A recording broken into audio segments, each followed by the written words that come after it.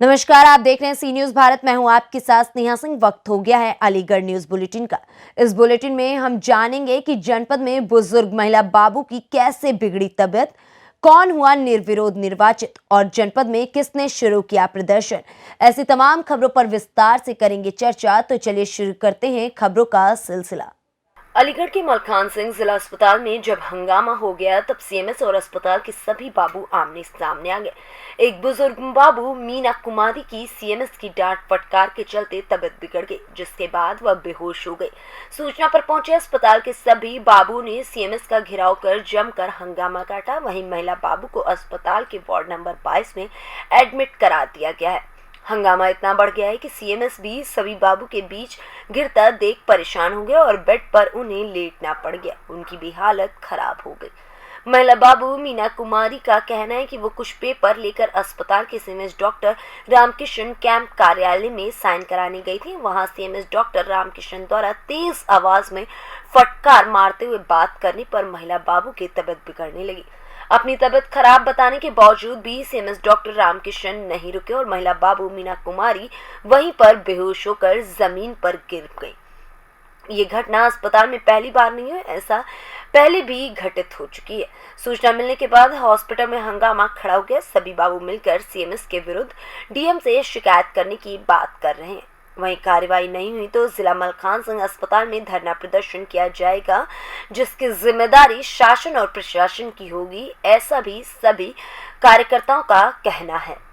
कार्यालय के पेपर लेके गई थी मैं, और वहीं उन्हीं चीज़ों में ही मतलब होती तो देर से है साइन। अब मेरे पे ये दोष आने लग गया है कि इतनी देर से नहीं कराए आते, अपने पर्सनल मतलब इंटरेस्ट में होता है वही कराते हैं, जबकि ऐसी बात है ही नहीं। कोई भी पेपर डेली पेपर हम तैयार करते हैं, कोई साइन नहीं करता ये। और बहुत ज़्यादा मतलब तेज़ आवाज़ में हो रही थी। मैं बार बार मना कर रही थी मेरे से तेज़ आवाज़ में नहीं बोलो, मैं भी बोली हूँ, लेकिन कि एक बार नहीं आने को बाद ही हो जाता है। किसने कौन थे, किसने कहा था ये? सीएमएस साहब ने। क्या नाम है सीएमएस साहब का? डॉक्टर रामकिशन। तो कई बार हो चुका है ना इस तरीके का। भाई मेरे पे सहन नहीं होती कि मैं पूरे टाइम काम करती हूँ, ये नहीं है कि काम चोरी करती हूँ, और लेट आवर्स तक हो जाता है टाइम। तो आज तबीयत खराब हुई थी, एडमिट होना पड़ा। मुझे पता नहीं चला है, बेहोश हो गई थी आप शिकायत करेंगे इसकी आगे कहीं? नहीं, यूनियन अपना हमारे साथ है सब। हाँ, जो उचित होगा जिलाधिकारियों को तो करेंगे, क्योंकि यहाँ कुछ तो सुझाव ऐसे हों जिससे अधिकारी और हमारे बीच में कार्यालय का काम जो है सही तरह से हो। ये एक हफ्ते में हो जाए कोई चीज़ है, उसका निर्णय हो जाए, हमें आदेश करेंगे, हम आदेशों का अनुपालन करेंगे। बिल्कुल, हमें आदेश तो दें, यस या नो। टेंशन बहुत रहती है। अलीगढ़ से सी न्यूज संवाददाता संजीव शर्मा की report. Aligarh diploma pharmacist association जनपद अलीगढ़ द्विवार्षिक अधिवेशन चुनाव मलखान सिंह जिला चिकित्सालय के सभागार में संपन्न हुआ, जिसमें diploma pharmacist association Lucknow Uttar Pradesh के प्रदेश महामंत्री उमेश मिश्रा, अजय पांडे, कोषाध्यक्ष रविंद्र सिंह राणा, प्रांतीय संगठन मंत्री देवेंद्र कटारा, प्रांतीय संयुक्त मंत्री ने चुनाव पर्यवेक्षक चुनाव अधिकारी के रूप में शांतिपूर्ण तरीके से निर्विरोध चुनाव संपन्न कराया, जिसमें ब्रजमोहन जिला अध्यक्ष, अनिल शर्मा वरिष्ठ उपाध्यक्ष, सुरेश पवार उपाध्यक्ष, मुकेश गुप्ता जिला मंत्री, राजीव अत्री संयुक्त मंत्री, रविंद्र शर्मा संगठन मंत्री, अजय कुमार सिंह कोषाध्यक्ष, मनोज यादव संप्रेक्षक निर्विरोध निर्वाचन हुए। मुख्य अतिथि के रूप में रिटायर्ड संयुक्त निदेशक फार्मेसी हरिशंकर उपाध्याय एवं रिटायर्ड प्रभारी अधिकारी फार्मेसी JB सिंह ने दीप प्रज्वलित कर कार्यक्रम की शुरुआत की एवं नवीन कार्यकारिणी को आशीर्वाद दिया। मुकेश गुप्ता जिला मंत्री ने बताया कि प्रांतीय आह्वान पर डिप्लोमा फार्मासिस्ट एसोसिएशन की 20 सूत्री मांगों के समर्थन में दिनांक 4 दिसंबर 2021 को मुख्य चिकित्सा अधिकारी कार्यालय के समक्ष जो धरना प्रस्तावित है उसे हर तरह से सफल बनाएंगे, जिसमें जनपद के सभी चीफ फार्मासिस्ट अहम भूमिका निभाएंगे और कार्यक्रम को सफल बनाएंगे। क्या नाम है और किस पद पर चुने गए हैं? मेरा नाम ब्रजमोहन वासने है। मैं अध्यक्ष पद पर निर्विरोध निर्वाचित हुआ हूँ। किस तरीके का कार्य करेंगे, क्या है? मेरे फार्मेसी संवर्ग में जो भी समस्याएं होंगी उनके निस्तारण के लिए मैं अपना तन मन धन मतलब एक के संघ के लिए समर्पित रहूँगा। किसी भी भाई की कोई भी समस्या होगी उस भाई के साथ में अब छाती से छाती मिला के उसकी भाई की समस्याओं का निस्तारण कराने के लिए दृढ़ संकल्पबद्ध हूँ। कौन कौन चुनाव अधिकारी किस तरीके का चुनाव है? हमारी हमारी कार्यकारिणी से चुनाव अधिकारी श्री पांडे सर आए हैं। उन्होंने मतलब यह कि ज़्यादातर टीम जो है पूरी जिला स्तरीय टीम जो है वो निर्विरोध निर्वाचित हुई गई है। अजय पांडे सर चुनाव अधिकारी थे। चुनाव हुआ है, किसको श्रेय देना चाहेंगे, क्या कहना चाहेंगे? जी, जिस तरीके से निर्विरोध चुनाव हुआ है जी, क्या कहना चाहेंगे? ये सर हमारी मतलब ये कि डिस्ट्रिक्ट अलीगढ़ की फार्मासिस्ट एकता की एक वर्षों पुरानी परंपरा जो चली आ रही है उसी का एक सटीक उदाहरण है कि हम सभी फार्मासिस्ट भाइयों में कोई द्वेषता और आपस में कोई मतभेद नहीं है।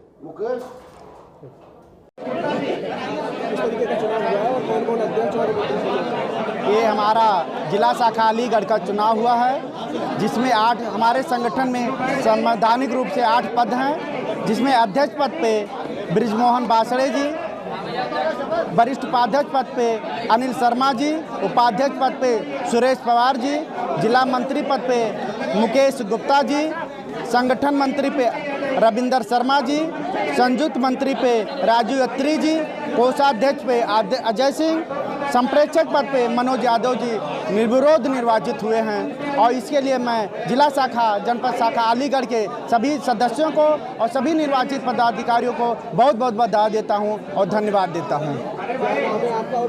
मैं अजय कुमार पांडे प्रांतीय कोषाध्यक्ष पद का सदस्य हूं और मैं जनपद शाखा के सभी सदस्यों से एक आग्रह निवेदन करता हूं कि चूँकि हमारी प्रांतीय कार्यकारिणी अगले 4 तारीख से हड़ताल पे जाने वाली है, इसलिए अगले 4 तारीख को जो जनपद शाखा के सभी जिला मुख्यालयों पे एक जिला चिकित्सालय के सामने धरने का आयोजन किया गया है। सभी सदस्यों से निवेदन है कि वो सभी लोग 100% संख्या में वहाँ जिला मुख्यालय पे आएँ और अपनी एकता का परिचय दें, जिससे हम शासन को ये संदेश दे सकें कि हमारा फार्मासिस्ट संगठन एक है और यदि हमारे मांगें जो लंबित पड़ी हुई है कई सालों से ये सरकार नहीं मानती है तो आगे हमारा प्रांतीय कार्यकारिणी जो निर्णय ली है कि अगले 8-9 तारीख से हम लोग आंदोलन पे जाएंगे, उसके लिए सरकार जो भी करेगी हम उस सजा देगी उसको भुगतने के तैयार हैं, लेकिन हम अपनी मांगों पे कायम हैं और अपनी मांगों को सरकार से मंगवा के ही रहेंगे। क्या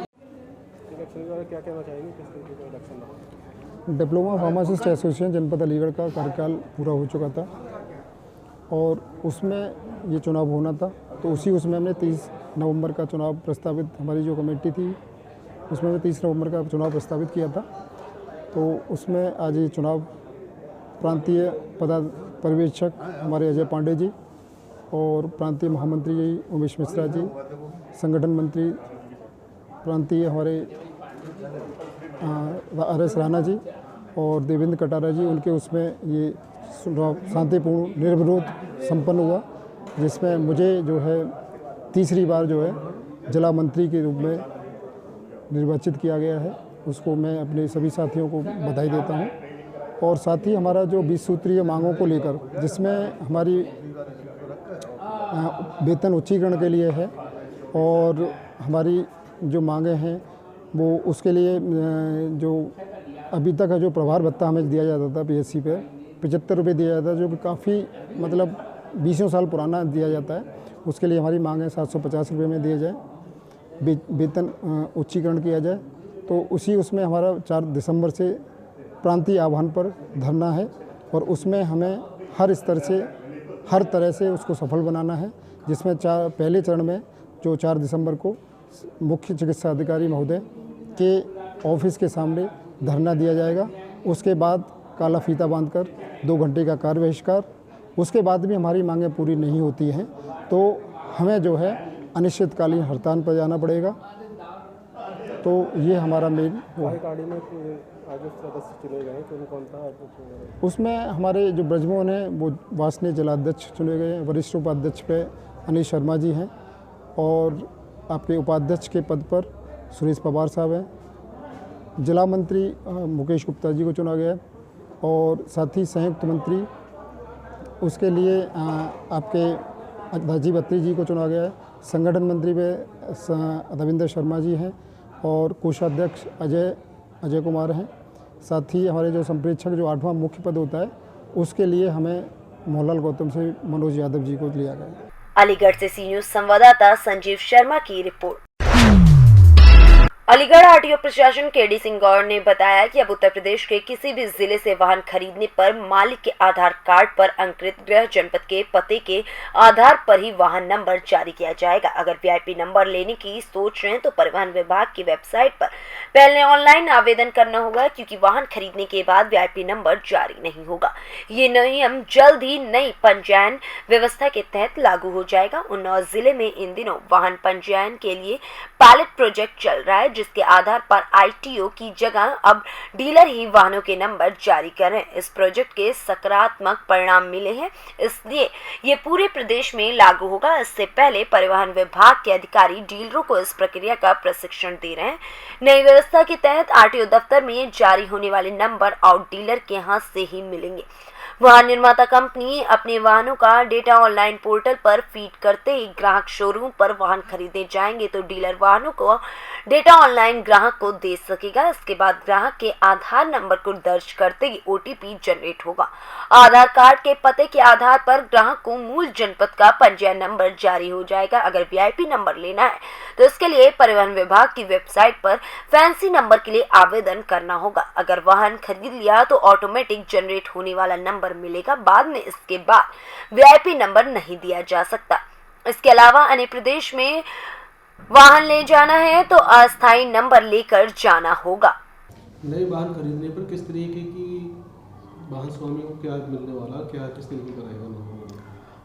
वर्तमान में विभाग ने जो वाहनों की पंजीयन प्रक्रिया है उसको सरलीकृत किया है और वो और अधिक जनसुलभ बनाने के लिए उसको कि लोगों को बहुत दिक्कत ना हो, उसके लिए कई तरह के परिवर्तन किए गए हैं। मसलन पहले जब आप गाड़ी खरीदते थे लखनऊ में और अलीगढ़ में रजिस्टर कराना हो तो वहाँ से टेम्प्रेरी इशू होता था।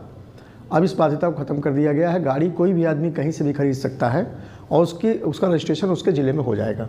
सारी प्रक्रिया ऑनलाइन कर दी गई है। दूसरी चीज़ ये भी है कि पहले क्या होता था कि पहले नंबर आरटीओ ऑफिस से ही अप्रूवल के बाद मिलता था, कागज़ अप्रूवल होने के बाद। लेकिन अब डीलर्स के यहाँ जो भी कोई आदमी गाड़ी खरीदेगा तो नंबर भी उसको वहीं से जनरेट हो जाएगा, उसको वहीं से नंबर मिल जाएगा और वो जहाँ का रहने वाला है, जहाँ का आधार कार्ड है उसका, जिस ज़िले का निवासी है, वहीं का नंबर उसको प्राप्त हो जाएगा। तो ये एक बहुत बड़ी सहूलियत है और जिससे जो भी वाहन के जो परचेजर हैं, जो लोग खरीद रहे हैं वाहन, तो उनको ऑफिसों के चक्कर लगाने की ज़रूरत नहीं है और ना एक ज़िले से दूसरे ज़िले में जाकर के टेम्परेरी ले करके वहाँ भटकने की ज़रूरत है। सब कुछ घर बैठे ऑनलाइन डीलर्स के लेवल पर ही हो जाएगा।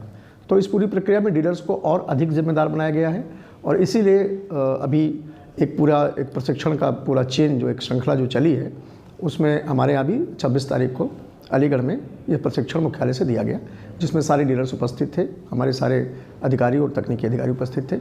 और मुझे पूरा विश्वास है कि इससे वाहन स्वामियों को और जो वाहन खरीदने वाले लोग हैं उनको ज़्यादा से ज़्यादा सुविधा मिलेगी और उनकी परेशानियाँ, उनकी भागदौड़ कम होगी इससे। यदि वीआईपी नंबर लेना हो तो वीआईपी नंबर को लेंगे। वीआईपी नंबर या किसी भी तरह का नंबर अब आपको गाड़ी खरीदने के पहले ही ऑनलाइन ही आपको बुक कराना पड़ेगा। पहले ऐसा होता था कि आप गाड़ी खरीद लें, इसके बावजूद हो सकता था कि अभी 1 महीने का समय है, आप बाद में नंबर ले लें। लेकिन अब अगर कोई भी वीआईपी या फैंसी नंबर लेना है, जो एक सूची हमारे यहाँ है फैंसी नंबर्स की और वीआईपी नंबर्स की, उस सूची के नंबर अगर प्राप्त करने हैं तो वो आपको गाड़ी के परचेज करने के पहले ही ऑनलाइन बुक कराना पड़ेगा। अलीगढ़ से सी न्यूज़ संवाददाता संजीव शर्मा की रिपोर्ट। अलीगढ़ के दनादन बगीचे में प्रथम पटोत्सव मनाया गया, जिसमें वृंदावन धाम से आए महाराज कुंज बिहारी के मुखरबिंद से अरे द्वारपालो कन्हैया से कह दो भजन सुन भक्त हुए भाव विभोर। प्रथम पटोत्सव के उपलक्ष्य में छर्रा अड्डे स्थित दनादन बगीचे में आज विशाल भजन संध्या का आयोजन किया गया, जिसमें सर्वप्रथम सुबह 10 बजे पंडित दाऊद दयाल पचौरी द्वारा हवन व दोपहर 12 बजे से भंडारे का आयोजन, तो वहीं दोपहर 2 बजे से विशाल भजन संध्या का आयोजन किया गया, जिसमें वृंदावन धाम से आए महाराज कुंज बिहारी द्वारा राधे तेरे चरणों की गरधूल जो मिल जाए तेरी मेरी कट्टी हो जाएगी, जब से सांवरे ने पकड़ा मेरा हाथ हो गई मेरी बल्ले बल्ले, अरे द्वारपालो कन्हैया से कह दो। एक से एक बढ़कर भजनों को सुनकर सबका मन मोह लिया गया। वहीं इस दौरान वृंदावन धाम से आए महाराज कुंज बिहारी के भक्त महाराज की साथ सेल्फी लेते हुए भी नजर आए। इस अवसर पर भरतराज गुप्ता, मीडिया प्रभारी ललित, गौरव, नवीन, शुभम कुशवाहा, संदीप पंडित, दाऊद दयाल पचौरी, पवन राजेश गर्ग आदि भक्तगण मौजूद रहे। आज जो है बांके बिहारी मंदिर का स्थापना दिवस था, उसके उपलक्ष्य में भजन संध्या और हवन और एक छोटा सा प्रसाद का भंडार कराया था। और भजन करने के लिए वृंदावन से कुंज बिहारी लाल जी आश्रम में कुंज बिहारी जी आए थे, उन्होंने हम बोलिया सबका अपने भजनों के माध्यम से। कहाँ पर कराया है, क्या करने जाएंगे, कहाँ पर कराया है? एक प्रथम स्थापना दिवस है, इस पर हमने बहुत छोटा सा पुराना काम किया है, छोटा कार्यक्रम किया है, अगली बार और बड़ा कार्यक्रम करेंगे। क्या नाम है आपका? मेरा नाम मनोज कुमार है, मैं यहाँ पर खलीफा के पद पर हूँ। अलीगढ़ से सी न्यूज संवाददाता संजीव शर्मा की रिपोर्ट। अलीगढ़ के थाना दिल्ली गेट क्षेत्र के झलकारी नगर बाईपास के रहने वाले कर्मवीर, जो दिसंबर 2020 को कासिम से कर्मवीर बने थे, थाना दिल्ली गेट में तहरीर देते हुए उन्होंने बताया कि उसे क्षेत्र के बाईपास रोड दूध वाली गली के रहने वाले हुसा उर्फ जीशान ने रास्ते में रोक लिया और तमंचा कनपटी पर रखकर दोबारा से धर्म परिवर्तन करने के लिए धमकी दी और कहा कि वापस मुस्लिम धर्म अपनाओ, नहीं तो तुम्हें तुम्हारे परिवार के साथ खत्म कर देंगे। जिसके बाद कर्मवीर हिंदूवादी नेताओं के साथ थाने पहुंचा और जीशान के खिलाफ तहरीर देते हुए कार्रवाई की मांग की है। जी, मेरा नाम करमवीर है, करमवीर सिंह। क्या घटना हुई आज? जी, 20 दिसंबर को मैंने अपना धर्म परिवर्तन किया था। उसके बाद ये मुस्लिम समाज के लोग भी हमेशा से परेशान करते हैं, लेकिन आज तो मेरे साथ ऐसी घटना की है। एक जीशान और फूसा नाम का लड़का है, जिस पर थाना दिल्ली गेट के अनगिनत मुकदमे चल रहे हैं। उसने आज मुझे रोका, तमंचा मेरे ऊपर रखा, बोला साले तू मुसलमान से हिंदू बनाए, वापसी मुसलमान बन जा, वरना तुझे मैं गोली मार दूंगा, तेरी नहीं है तो मैं आया हूँ बाहर से। वो जहाँ से वॉन्टेड था, वो आज ही बाहर से आया। वो मेरे साथ कोई भी घटना कर सकता है, मुझे मेरे परिवार को उससे बहुत खतरा है। और आज तो मैं बच ही गया, बस जैसे भी बचा, समाज के लोगों ने मुझे बचा लिया वहाँ से। आज कहाँ पर आए हो? जी, मैं आज दिल्ली गेट थाने पे आया हूँ। मैं एडीए चौकी पे गया था, दरोगा ही मुझे मिले नहीं थे वहाँ पे। ये जो कासिम उर्फ करमवीर का मैटर है, इस लड़के ने हमारे सानिध्य में ही अपना जो घर वापसी की थी, और अगर ऐसे ही कोई वारदात है तो हम पूरा साथ देंगे उसका। और गुंडे और अपराधी साफ सुथरा समझने इस बात को कि यहाँ पर माननीय मुख्यमंत्री योगी जी के शासन है, इस तरह के अपराधियों की बातें नहीं चल पाएंगी। पुलिस के पास फरियाद लेकर आए हैं और वो फरियादी साथ हैं और उम्मीद करते हैं कि उनके ऊपर सख्त कार्रवाई होगी अपराधियों के ऊपर। अलीगढ़ से सी न्यूज संवाददाता संजीव शर्मा की रिपोर्ट। अलीगढ़ में जिला मलखान सिंह अस्पताल के मुख्य चिकित्सा अधीक्षक डॉक्टर रामकिशन के खिलाफ डॉक्टर बाबू एकजुट होकर कार्रवाई न होने को लेकर जिला अस्पताल में धरना प्रदर्शन और नारेबाजी, हिटलर शाही नहीं चलेगी, अभी तो ली अंगड़ाई, आगे और है लड़ाई जैसे नारों से पूरा परिसर गूंज उठा। वहीं स्वास्थ्य व्यवस्था बदतर हुई। मांग की गई है कि जल्द से जल्द मुख्य चिकित्सा अधीक्षक के खिलाफ कार्रवाई हो, अन्यथा शासन और प्रशासन अनियमितताओं के लिए जिम्मेदार होगा। बता दें कि लिखित में दिया गया है और कहा गया है कि सीएमएस की तानाशाही और अभद्र व्यवहार के खिलाफ शासन प्रशासन को अवगत करा दिया गया है। जब तक कार्रवाई नहीं होगी तब तक इसी तरह से धरना प्रदर्शन रहेगा। मांग की गई है कि जिस तरह से वरिष्ठ बाबू मीना कुमारी से अभद्रता की गई और वह बेहोश हो गई, अभी तक उनका इलाज चल रहा है, ऐसे अधिकारी के खिलाफ सख्त से सख्त कार्रवाई होनी चाहिए, जिससे ऐसा कोई भी व्यवहार अधिकारी ना करें, क्योंकि अधिकारी और डॉक्टर और बाबू के बीच की जो सामंजस्य होती है स्वास्थ्य विभाग के कार्य होते हैं, यदि ये नहीं बना रहेगा तो कार्य करने में बाधा आएगी। धरना प्रदर्शन कर शासन से मांग की गई है कि अब देखना होगा कि शासन और प्रशासन इस मामले में किस तरह का निर्णय लेता है और क्या कार्यवाही होती है। हम हर तरीके से आपके साथ खड़े, जैसे आप कहें वैसे खड़े।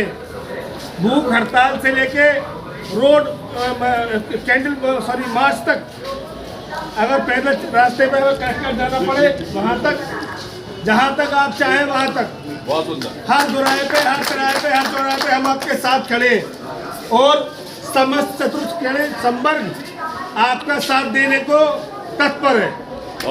आप जैसा आदेश करेंगे वैसा होगा।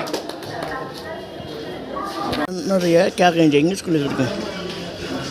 आए दिन का हो गया है, हमेशा यही बहुत तेज आवाज़ में बात करते हैं, काम करने के लिए तैयार होता है बिल्कुल भी हमारा, लेकिन उस पर साइन नहीं हो पाते हैं।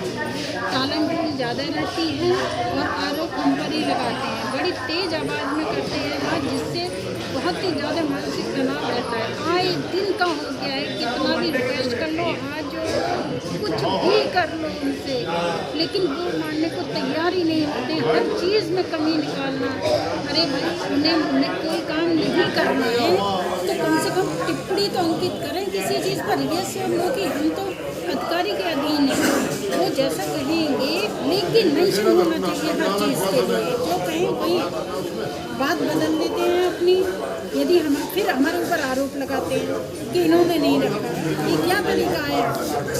मांगे क्या है आपकी? मांगे ये है कि हर पेंशन जो रिटायर हो गए उनके भी समय से काम हो। कोई भी लेटर है आप 1 दिन 2 दिन पढ़ें, खूब अच्छी तरह से अपना आंदोलन करें, उसके बाद समय सीमा के अंदर उसको हस्ताक्षर कर। मांगे नहीं होती हैं तो क्या करेंगे आगे चल के? सभी हैं इसमें। तो बाबूजी अब आप पूछो क्या किस तरह का धरना प्रदर्शन चल रहा है, क्या करें जाएंगे इसको लेकर? ये मुझे आज पता चला, मैं तो ऑफिस आया था जी, मेरे 3 महीने हो गए रिटायरमेंट को। मेरे पेंशन पेपर्स वगैरह सुबह कार्यालय वाले बना देते हैं, हमारे CMS साहब साइन नहीं करते। मैं बहुत दुखी हूँ जी। मैं ऑफिस आया और ये बेचारा, इनको देख के मैं तो खुद और दुखी हो गया। मैं मेरी व्यथा समझते ही हो आप, और आपको देख के मैं और दुखी हो चुका हूँ साहब। अब मैं क्या करूँ? और मेरे 2 जूते घिस चुके साहब, ये तीसरा जूता लिया है मैंने। आते जाते पर मेरिट और इधर के चक्कर ही लगा रहा हूँ साहब। मेरी अभी तक पेंशन का 1 चवन्नी मुझे मिली नहीं साहब। क्या मांग, परेशान हूँ मैं। किस तरह मांगे रखी हैं आपने, क्या कह जाएंगे? मैंने अपनी कंप्लेन सुनिए, मैंने अपनी कंप्लेन उच्च अधिकारियों को कर दी है। AD साहब, कमिश्नर साहब, असिस्टेंट कमिश्नर साहब, प्रमुख सचिव साहब, और आज आके मुझे यही पता चलता है बेचारे कार्यालय वाले पेपर बनाते हैं और उनके पेपर साइन नहीं होते। मेरी सर्विस बुक ही पता नहीं कब से दबी पड़ी थी इन बेचारों को मिलने का, ऐसी हालत में मिली मैडम, फटी भाई। किस तरह का धरना दिया है, क्या कहें जाएंगे इसको लेकर के? एक हमारी महिला साथी हैं कार्यालय मुख्य अधीक्षक मल्लिकार्जुन चिकित्सालय के यहाँ, श्रीमती मीना राजपूत, उनके साथ कल CMS द्वारा अमर्यादित व्यवहार और अभद्र व्यवहार करने के कारण वो डिप्रेशन में चली गई और वो बेहोश हो गई। उनको तत्काल जो है साथियों ने चिकित्सालय में भर्ती कराकर उनका उपचार कराया। उसके बाद चिकित्सक ने उनको उपचार करने की सलाह के साथ, दवा लेने के साथ साथ आराम करने की सलाह दी। और इस कारण पूरे संवर्ग में बड़ा, संवर्ग और सभी संवर्ग के साथियों में बड़ा आक्रोश है। जो डॉक्टर रामकृष्ण CMS के विरुद्ध सब लोग नामबंद हो गए, उनके दुर्व्यवहार के प्रति अपना आक्रोश व्यक्त करते हुए आंदोलन के लिए बात हैं। क्या मांगे रखी हैं, क्या मांगे को लेकर के? मांग ये है कि हमारे सभी साथियों के कार्य समय से पूरे किए जाएँ। कार्यालय जो प्रपत्र तैयार करके ले जाता है उन पर हस्ताक्षर करने में वो विलम्ब करते हैं, आनाकानी करते हैं समय से, और उनके खिलाफ अनुशासनिक और प्रशासनिक कार्रवाई की। अगर मांगे नहीं पूरी होती क्या करेंगे आगे? मांगे नहीं पूरी होती तो आंदोलन जब तक रहेगा, जब तक आंदोलन पूरी होगी। ठीक है, क्या करना चाहेंगे, किस तरह मांगों को लेकर क्या है? एक्चुअली मेरा अभी जो है 7th पे कमीशन ही नहीं लगा, ठीक है, जिसमें हर महीने मुझे 30-35 हज़ार नुकसान हो रहा है। मेरे से जूनियर मुझसे ज़्यादा सैलरी ले रहे हैं और मेरा 20 लाख का एरियर बन चुका है, और जिसके लिए डीएम साहब ने लेटर लिखे और डीजी से लेटर आ गया है और एडी साहब ने कई लेटर लिखे, ठीक है ना, लेकिन वो काम ही नहीं हो रहा। एक मतलब मेडिकल है, कभी 2018 में एक हफ्ते के लिए मेडिकल गया था, ठीक है, मेडिकल कौन बीमार नहीं होता, 2018 में उसकी सैलरी रुकी पड़ी है। और कई जगह मैं जैसे बीमार हो गया, 2-1 मेडिकल हैं, मेडिकल मैंने जमा भी किए हुए हैं, सब कुछ है, मेरे पास रिसीविंग भी है, वो सैंक्शन ही नहीं हुए। पता 2018 की सैलरी है, वो रोक रखी है, 7th पे कमीशन नहीं लगाया, कम से कम मेरा 20 लाख का एरियर बना हुआ है, कम से कम मुझे 30-35 हज़ार पर मंथ कम सैलरी मिल रही है, ठीक है ना, और बस यही सारे इशू हैं। और जबकि कोई काम ही नहीं हो रहा, कोई साइन ही नहीं हो रहा, कुछ नहीं हो रहा। क्या मांगे हैं आपकी, क्या कहना चाहेंगे?